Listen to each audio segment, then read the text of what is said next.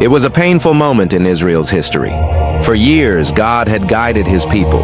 He had delivered them from Egypt, fed them in the wilderness, brought them into the promised land, raised judges to rescue them, and proved again and again that he was their true king.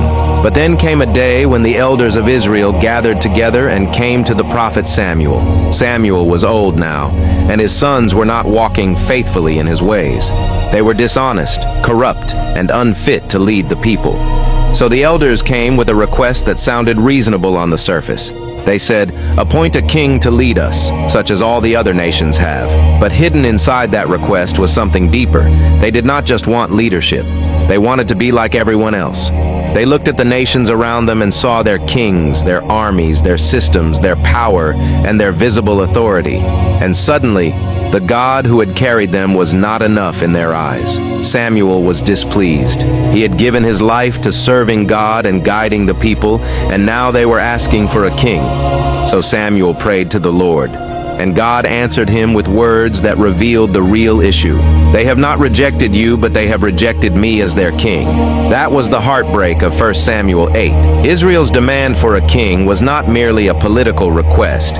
It was a spiritual rejection. They were saying, in essence, "We want something we can see. We want something like the world has.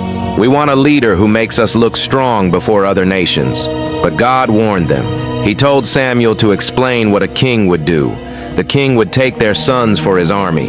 He would take their daughters for his service. He would take their fields, their vineyards, their servants, their animals, and a portion of their harvest. The king they desired would not only lead them, he would also burden them. And one day, when they cried out because of the king they chose, the Lord warned that he would not answer them in the way they expected. But even after the warning, the people refused to listen. They said, "No, we want a king over us. Then we will be like all the other nations." What a dangerous sentence. We want to be like everyone else. That one desire has led many hearts away from God.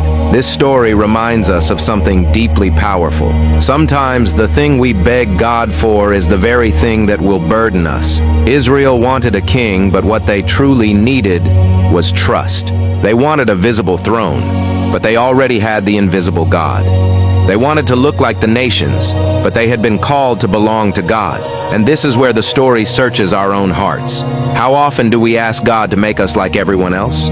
We want their lifestyle, their attention, their success, their applause, their relationships, their image, their comfort, their kind of power.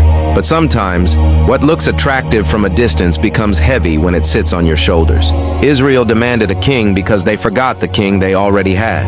And if we are not careful, we can do the same. We can reject God's way because it does not look impressive enough. We can despise his timing because it feels too slow. We can trade his presence for popularity, his wisdom for trends, and his will for what everybody else seems to have. But God's people were never called to be like every other nation. And you were not called to be like everyone else either. You were called to belong to him. The tragedy of 1 Samuel 8 is not that Israel wanted leadership. The tragedy is that they wanted leadership more than they wanted God's rule. So before you beg God for what others have, ask yourself, will this draw me closer to God, or will it quietly take his place? Because anything you demand above God can become a burden beneath you.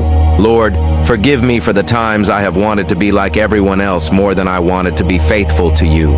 Teach me to trust your leadership, your timing, and your will.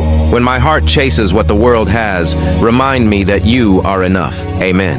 If this story spoke to you, don't scroll past it. Share it with someone who needs to remember that not everything the world celebrates is worth desiring. And drop "God is my king" in the comments if you believe his way is better than the world's way. The Lord bless you. Amen.